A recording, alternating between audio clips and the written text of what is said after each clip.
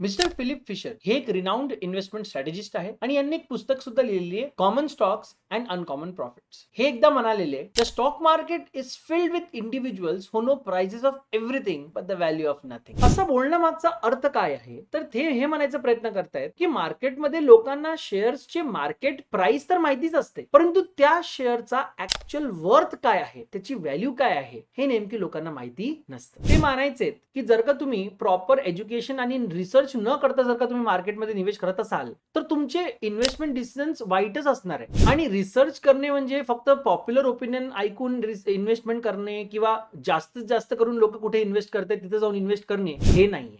लोक रिटर्न्स बघून खूप अट्रॅक्ट होतात. गेल्या 5 वर्षात निफ्टी 50 इंडेक्सनी एक सुपर रिटर्न दिलाय 69.35%चा, जेणेकरून बरेच नवीन इन्व्हेस्टर्स याकडे अट्रॅक्ट व्हायला लागले. आता नेमकी प्रॉब्लेम असा झालाय की एकूण 6,819 कंपनीज जे स्टॉक एक्सचेंजवर ऑलरेडी रजिस्टर्ड आहेत, आता यापैकी आपण एक स्टॉक कसा शोधायचा. आता इतक्या लिस्टेड कंपनीज मधनं एक चांगली कंपनी शोधणे म्हणजे ते इंग्रजीत म्हणतात ना, फाइंडिंग निडल इन हेस्टॅग, तसंच झालंय. परंतु एखाद्या कंपनीचा फायनान्शियल हेल्थ, मॅनेजमेंट स्ट्रक्चर किंवा मार्केट पोझिशनचा अंदाज घेऊन त्यानंतर आपण विचार करू शकतो की या पर्टिक्युलर स्टॉकला आपल्या इन्व्हेस्टमेंट पोर्टफोलिओमध्ये ऍड केला गेला पाहिजे की नाही. आणि म्हणून आजच्या व्हिडिओमध्ये आपण कन्सिडर करणार आहोत ते टॉप पॅरामीटर्स ज्यांना बघूनच त्यानंतर आपण एखाद्या स्टॉकमध्ये निवेश केला पाहिजे. परंतु त्याआधी जर का तुम्ही आतापर्यंत आमच्या चॅनलला सबस्क्राईब केला नसाल आणि जर का या व्हिडिओला तुम्ही आतापर्यंत लाईक केला नसाल तर consider liking the video and subscribing the channel and don't forget to hit the bell icon as well, कारण आम्ही तुमच्यासाठी प्रत्येक आठवड्यात युजफुल इन्फॉर्मेशन घेऊन येतो on personal finance and investment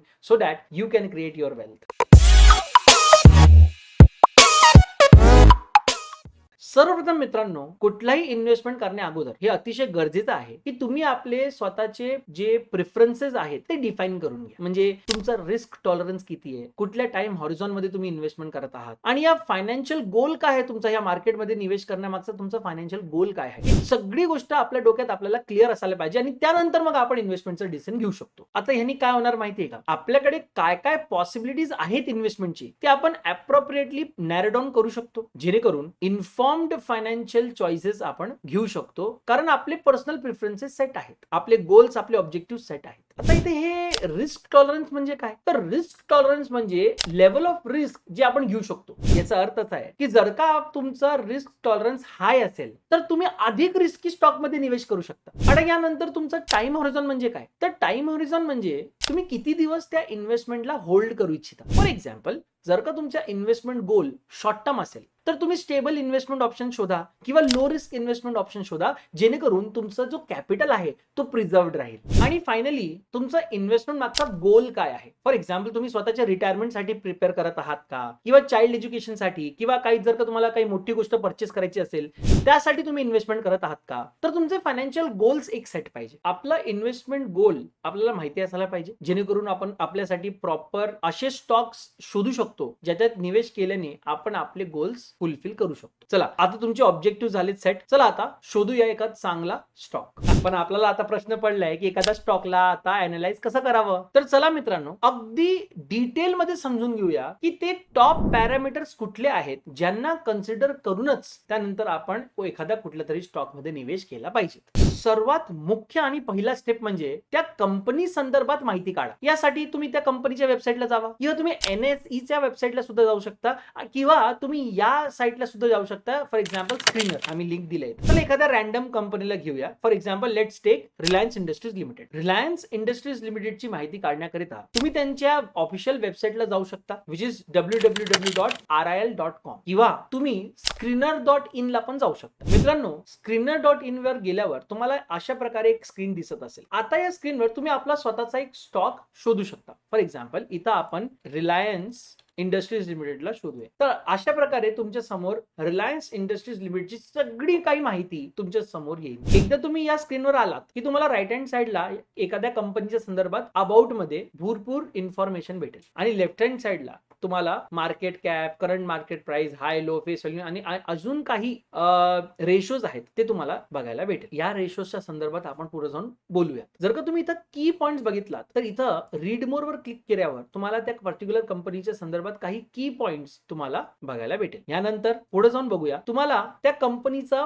market प्राइसचा एक चार्ट दिसेल. ते तुम्ही 6 मंथ्स, 1 मंथ, 1 इयर, 3 इयर आपल्या अनुसार तुम्ही त्या कंपनीला स्टडी करण्यासाठी हा चार्ट चेंज करू शकता. इथंच तुम्हाला ऑप्शन दिलेले आहेत. ओके, आता त्यानंतर तुम्हाला त्या कंपनीच्या संदर्भात काही प्रोज अँड कॉन्स दिसायला भेटेल. आता या कंपनीसाठी लिहिलं आहे की company is expected to give good quarter, म्हणजे या कंपनीचा या क्वार्टरचा परफॉर्मन्स चांगला असणार आहे. तुम्हाला हवा असेल तर तुम्ही या खालती तुम्हाला पियर कंपॅरिझन दिसत असेल, इथं तुम्ही त्या पर्टिक्युलर कंपनीचा परफॉर्मन्स त्याच्या कॉम्पिटिटिव्ह कंपनीला तुम्ही कम्पेअर करू शकता. म्हणजे आपली जी कंपनी आहे ही कसं परफॉर्म करते when compare to its competitors, हे सुद्धा तुम्ही इथंच बघू शकता. त्यानंतर तुम्हाला खालती बरेच ते त्यांचे क्वार्टरली किंवा annual profit and loss balance sheet आणि असे काही रिपोर्ट्स दिसायला भेटेल, म्हणजे बघायला भेटेल.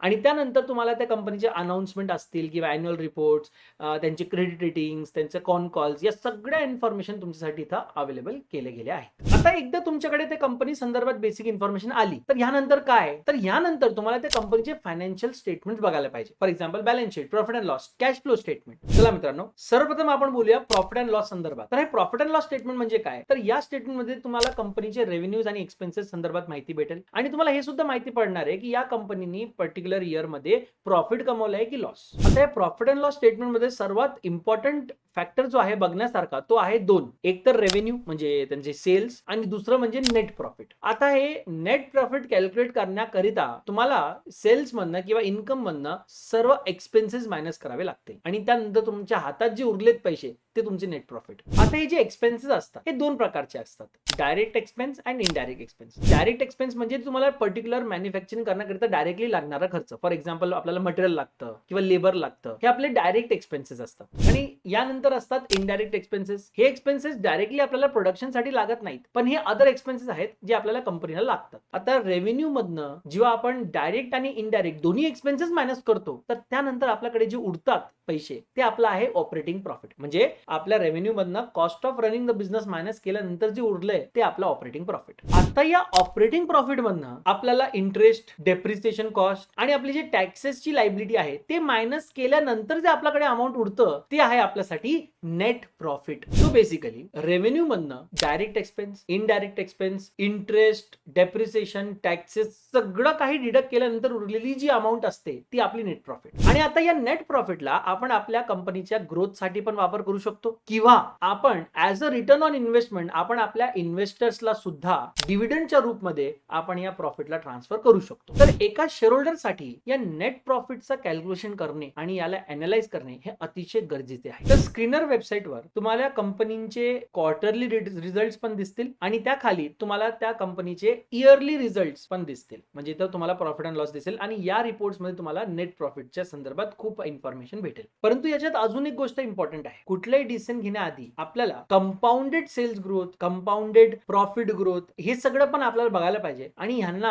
आपण त्या कंपनीच्या कॉम्पिटिटर्स पेक्षा कम्पेअर करून पण आपण बेटर डिसिजन मेकिंग करू शकतो.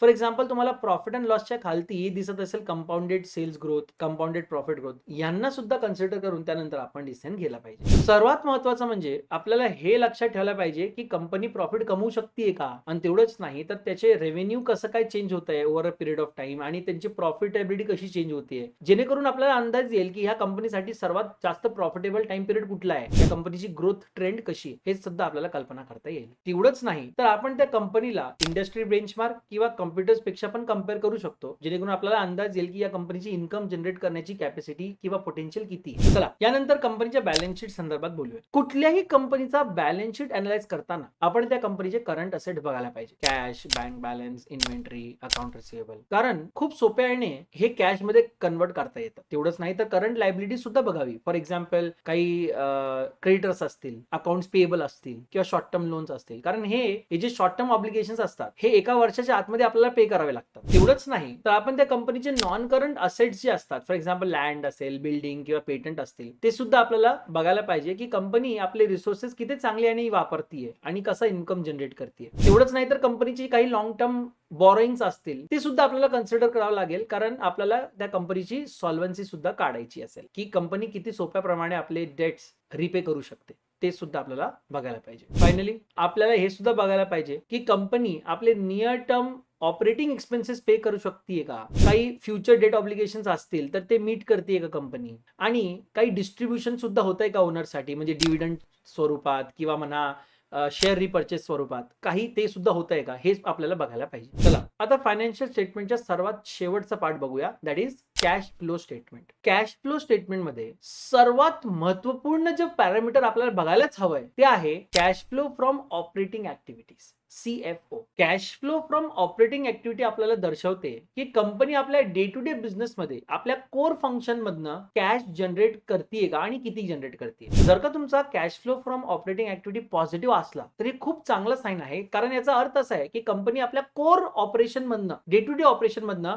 कॅश फ्लो जनरेट करते. तर मित्रांनो, जर का आपण Skinner.in वर रिलायन्स इंडस्ट्रीज लिमिटेडचा कॅश फ्लो बघायला गेलो तर आपल्याला इथं ते कंपनीचा कॅश फ्लो दिसेल, आणि तुम्हाला दिसेल की या कंपनीने गेल्या 10 वर्षात एक पॉझिटिव्ह कॅश फ्लो जनरेट केलाय फ्रॉम ऑपरेटिंग ऍक्टिव्हिटी. तुम्ही बघा प्रत्येक ठिकाणी तुम्हाला एक पॉझिटिव्ह कॅश जनरेशन दिसेल. यानंतर आपण बघूया cash flow from investing activity संदर्भात. Cash flow from investing activity हे आपल्याला दर्शवते की कंपनीने रिअल इस्टेट किंवा लॉंग टर्म प्रोजेक्ट्स मध्ये किती निवेश केलाय, मशिनरी म्हणा किंवा इक्विपमेंट म्हणा. जनरली जे कंपनीज लॉंग टर्म प्रोजेक्ट मध्ये निवेश करतात आपल्या एक्सपेन्शन साठी, त्यांचा जो CFI आहे तो नेहमी निगेटिव्ह असतो. यानंतर आपण बघूया cash flow from financing activities. यांनी आपल्याला समजतं की कंपनीने किती कॅश रेज केली आहे किंवा कंपनीने किती रिपेमेंट केलाय, either to the investor or to the creditors. म्हणजे डिव्हिडंड जर का पे केला असेल किंवा स्टॉक रिपर्चेस केले असतील किंवा कुठल्याही प्रकारचा रिपेमेंट केला असेल तर हे तुम्हाला याच्यात दिसेल. जर का तुमचा business cash flow from operations मधनं positive cash flow regularly generate करत असेल आणि त्याहून तो बिझनेस रन करत असेल and not from cash flow from financing activities, याचा अर्थ असा आहे की तुमचा बिझनेस जो आहे तो फायनान्शियली स्टेबल आहे. जर का तुम्ही कॅश फ्लो स्टेटमेंटचा डिटेल एक्झामिनेशन केलात, प्रत्येक सेगमेंटला जाऊन तुम्ही जर का बघितलात तर तुम्हाला काही अनयुज्युअल किंवा नॉन रिकरिंग एक्सपेन्सेस पण तिथं दिसेल. फॉर एक्झाम्पल, जर का एखादा लॉसूट या पर्टिक्युलर इयर मध्ये आपण हारलो असेल, त्यामुळे आपल्याला खूप मोठा फायनान्शियल लॉस झाला असेल, तर ते तुम्हाला कॅश फ्लो स्टेटमेंट मध्ये दिसेल. म्हणजे अनयुज्युअल ट्रान्झॅक्शन सुद्धा यांनी एक्झामाइन करता येईल. मोरओव्हर आपण अशा कंपनीला प्रेफरन्स देऊया ज्याचा पॉझिटिव्ह कॅश फ्लो फ्रॉम ऑपरेशन्सचा वापर करून कॅश फ्लो फ्रॉम इन्व्हेस्टमेंट मध्ये टाकून त्या कंपनीचा ग्रोथ किंवा फ्युचर एक्सपान्शनचा प्लॅन्स होत असेल. आणि जर का कुठे काही डेफिसिट आला तेव्हा मग आपण कॅश फ्लो फ्रॉम फायनान्सिंगचा वापर करून न्यू डेट किंवा इक्विटी रेज करून सुद्धा आपण पैसे गोळा करू शकतो. चला मित्रांनो, आता एका खूप इम्पॉर्टंट पॅरामीटरला बघूया, ते म्हणजे फायनान्शियल रेशोज. या अनेक फायनान्शियल रेशोजचा वापर करून आपण आपले इन्व्हेस्टमेंट डिसिजन घेऊ शकतो. परंतु हे जे फायनान्शियल रेशोज आहेत हे 5 कॅटेगरीज मध्ये डिवाइड केले जातात. Profitability ratio, liquidity ratio, solvency ratio, turnover ratio, valuation किंवा अर्निंग रेशो. सर्वप्रथम आपण बोलूया प्रॉफिटेबिलिटी रेशोच्या संदर्भात. यांनी आपल्याला हे बघता येईल की कंपनी आपल्या कॅपिटलचा वापर करून किती चांगला प्रॉफिट किंवा रेव्हेन्यू जनरेट करू शकते. यानंतर सेकंडली आपण बघूया सॉल्व्हन्सी रेशो. हे आपल्याला दर्शवतो की कंपनीकडे कॅश किंवा पैसे असणार आहे का आपण जी डेट घेतलेली आहे ते रिपे करण्याकरिता. त्यानंतर असतं लिक्विडिटी रेशो. या रेशोचा वापर करून आपण हे कॅल्क्युलेट करू शकतो की या कंपनीकडे लिक्विडिटी आहे का, म्हणजे शॉर्ट टर्म जे ऑब्लिगेशन्स आहेत ते पे करण्याकरिता आपल्याकडे कॅश असणार आहे की नाही. यानंतर आहे टर्नओव्हर रेशो, जे आपल्याला दर्शवतो की आपण आपल्या असेट्स आणि लायबिलिटीला किती एफिशिएंटली यूज करून आपण आपला रेव्हेन्यू जनरेट करतोय. आणि यानंतर असतात व्हॅल्युएशन रेशो, जे आपल्याला दर्शवतात की कंपनी आपल्या शेअर होल्डर्स आणि इन्व्हेस्टर्सला कसा रिटर्न देते. ही रेशोज बघण्याकरिता आपण Skinner.in वर जाऊ शकता आणि लेफ्ट हँड साइडला तुम्हाला प्रत्येक कंपनीचे हे स्नॅपशॉट दिसेल, हे रेशोजचे, इम्पॉर्टंट रेशोजचे. फायनली या रेशोजचा इंटर आणि इंट्रा अनालिसिस आणि कंपॅरिझन करणे खूप गरजेचे आहे. आता इंटर अनालिसिस म्हणजे काय, जर का तुम्ही एखाद्या कंपनीचे काही फायनान्शियल रेशोज बघत असाल तर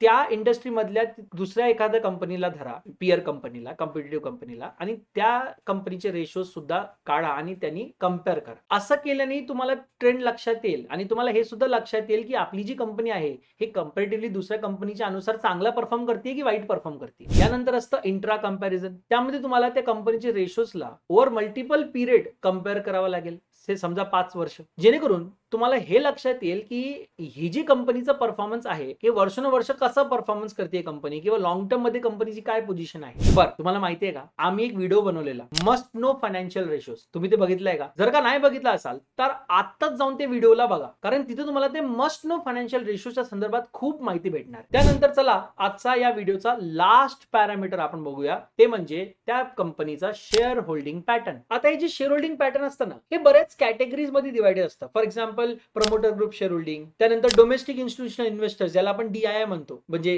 त्याच्यात असतात म्युच्युअल फंड्स किंवा बँक किंवा इन्शुरन्स कंपनीज त्यांची होल्डिंग, त्यानंतर FIIs म्हणजे फॉरेन इन्स्टिट्यूशनल इन्व्हेस्टरचा होल्डिंग, गव्हर्नमेंटची होल्डिंग किंवा NRI होल्डिंग काय आहे, इंडिव्हिज्युअलची होल्डिंग किती आहे आणि सो ऑन, बरेच म्हणजे त्याच्यात कॅटेगरी आहे. चला आपण काय करूया, रिलायन्स इंडस्ट्रीज लिमिटेडचं शेअर होल्डिंग पॅटर्न बघूया. तर रिलायन्स इंडस्ट्रीज, मी आलो स्क्रीनर.in वर आणि इथं सर्वात खालती तुम्हाला इथं दिसेल शेअर होल्डिंग पॅटर्न. आता इथं जर का तुम्ही बघितलं तर तुम्हाला प्रमोटर्स, FIIs, DIIs, गव्हर्नमेंट आणि पब्लिक यासारखे डिटेल्स तुम्हाला दिसतील. आता जर का तुम्ही बघितलं तर याच्यात प्रमोटर्सचा होल्डिंग पर्सेंटेज खूप जास्त आहे. याचा अर्थ असा आहे, हे चांगली गोष्ट आहे, कारण याचा अर्थ असा आहे की प्रमोटर्सला सुद्धा वाटतं की ही कंपनी खूप चांगला परफॉर्म करते आणि पुढे जाऊन पण खूप चांगला परफॉर्म करणार आहे, म्हणून ते लोक सुद्धा या कंपनीत जास्तीत जास्त करून इन्व्हेस्ट करतात आणि हे खूप चांगलं ऍक्च्युअली एक इंटिमेशन आहे. तेवढंच नाही तर तुम्हाला इथं हाय FII आणि DII चे इन्व्हेस्टमेंट पण दिसत असतील बघा, हे पण आहेत. आणि याचा अर्थ असा आहे की ह्या लोक, हे पण चांगली गोष्ट आहे कारण ह्यांना जास्त रिटर्न अपेक्षित आहेत म्हणून हे लोक इन्व्हेस्ट करतायत, हायर रिटर्न्स एक्सपेक्टेड आहेत म्हणून हे लोक इन्व्हेस्ट करतायत, हे सुद्धा एक चांगलं साईन आहे. अजून एक गोष्ट लक्षात ठेवा, जेव्हा आपण शेअर होल्डिंग पॅटर्न बघतो हे आपल्याला क्वार्टरली ट्रॅक आपण केला पाहिजे, जेणेकरून आपल्याला अंदाज येईल की काही मेजर चेंजेस आहेत का, म्हणजे ओनरशिप मध्ये काही मेजर चेंजेस होत आहेत का. फॉर एक्झाम्पल एखादा इन्व्हेस्टर एंटर करत आहे का मार्केटमध्ये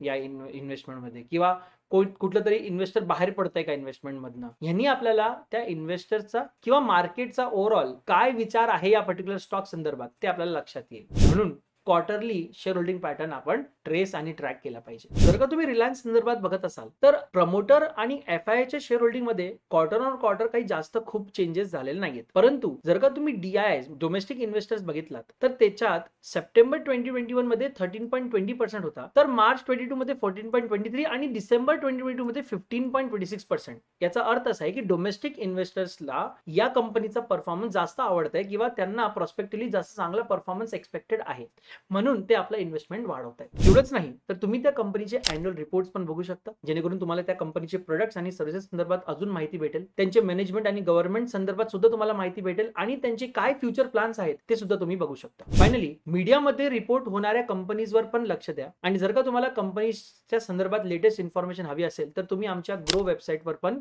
व्हिजिट करू शकता. तर हे होते काही टॉप पॅरामीटर्स ज्यांना कन्सिडर करूनच त्यानंतर तुम्ही आपला इन्व्हेस्टमेंट डिसिजन घ्यावा. चला एकदा समरी मध्ये आपण परत बघूया काय होते ते टॉप पॅरामीटर्स. सर्वप्रथम आपल्याला कुठलाही इन्व्हेस्टमेंट करण्या अगोदर आपल्याला आपले पर्सनल प्रिफरन्सेस डिफाईन केले अति आवश्यक आहे. फॉर एक्झाम्पल आपलं रिस्क टॉलरन्स किती आहे, आपलं टाइम हॉरिझॉन काय आहे आणि आपले इन्व्हेस्टमेंट मागचे गोल्स काय आहेत. दुसरी गोष्ट म्हणजे एकदा तुम्ही इन्व्हेस्टमेंट करायचं ठरवलंच तर त्यानंतर त्या कंपनी संदर्भात माहिती गोळा करा. त्यासाठी तुम्ही त्या कंपनीच्या वेबसाईटला जाऊ शकता किंवा NSEच्या वेबसाईटला जाऊ शकता किंवा आम्ही दाखवलेली स्क्रीनर.in ला पण जाऊन तुम्ही त्या कंपनीच्या संदर्भात बेसिक इन्फॉर्मेशन कलेक्ट करू शकता. तिसरी गोष्ट म्हणजे एकदा तुम्हाला कंपनी संदर्भात बेसिक इन्फॉर्मेशन तुमच्याकडे आली तर त्यानंतर तुम्ही त्या कंपनीचे फायनान्शियल स्टेटमेंट्स अनालाइज करा. त्याच्यात तुम्ही त्यांचे profit and loss statement analyse करा, बॅलन्स शीटला सुद्धा अनालाइज करा आणि कॅश फ्लो स्टेटमेंटला पण अनालाइज करा. सर्वप्रथम प्रॉफिट अँड लॉस स्टेटमेंटला अनालाइज करा. त्याच्यात तुम्हाला रेव्हेन्यूज आणि नेट प्रॉफिट बघावं लागेल. हे पण बघा की आपली कंपनी कॉम्पिटिटर्सच्या कंपॅरिझन मध्ये कशी परफॉर्म करते आणि काय आपला रेव्हेन्यू जे आहे किंवा नेट प्रॉफिट कन्सिस्टंटली बिल्टअप होत आहे का. त्यानंतर तुम्ही त्या कंपनीची बॅलन्स शीट अनालाइज करा आणि त्यासाठी तुम्ही बघा current assets, current liabilities, non current asset, non current liabilities आणि हे सुद्धा बघा की कंपनी आपले near term operating needs fulfil करू शकते का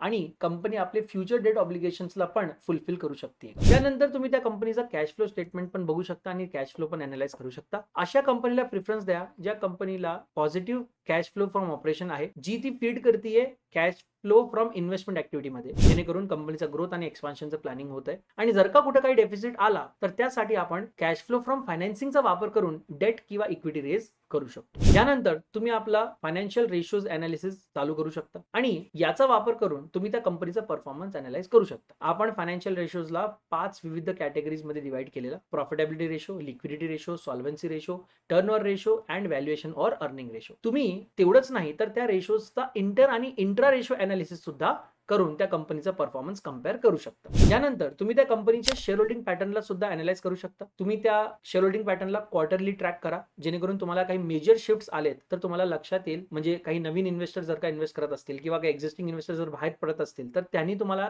एक अंदाज येईल की कंपनीवर लोकांचा विश्वास वाढतोय की कमी होतोय. त्यानंतर तुम्ही त्या कंपनीचे अॅन्युअल रिपोर्ट्स बघू शकता, ज्याच्यात तुम्हाला कंपनीचे प्रोडक्ट्स, सर्व्हिसेस, त्यांचा मॅनेजमेंट, त्यांचं गव्हर्नन्स आणि त्यांचे फ्युचर प्लॅन्सचा अंदाज येईल. फायनली जर का मीडिया त्यामध्ये कुठल्या कंपनीचे काही लेटेस्ट डेव्हलपमेंट तुम्हाला दिसत असतील तर त्यावरही सुद्धा लक्ष ठेवा आणि त्यासाठी तुम्ही ग्रोचा वेबसाईटचा वापर पण करू शकता. तर मित्रांनो, शेअर मार्केटमध्ये इन्व्हेस्ट करणे हे खूप अट्रॅक्टिव्ह ऑप्शन आहे आणि ज्यांनी आपण आपले वेल्थ सुद्धा क्रिएट करू शकतो. परंतु लक्षात घ्या, याच्यात रिस्क सुद्धा इन्व्हॉल्ड आहे आणि म्हणून कुठलाही इन्व्हेस्टमेंट घेण्या अगोदर या सगळ्या फॅक्टर्सला कन्सिडर करून त्यानंतर आपण इन्व्हेस्टमेंट डिसिजन घ्या. So that is it guys. आजचा हा व्हिडिओ इथंच आपण संपूया. जर का तुम्हाला व्हिडिओ आवडली असेल तर प्लीज व्हिडिओला लाईक करा, शेअर करा आणि चॅनलला सबस्क्राईब सुद्धा करा. Thank you so much. भेटूया पुढच्या व्हिडिओत. Signing off. सी आदर्श जोशी. Bye bye.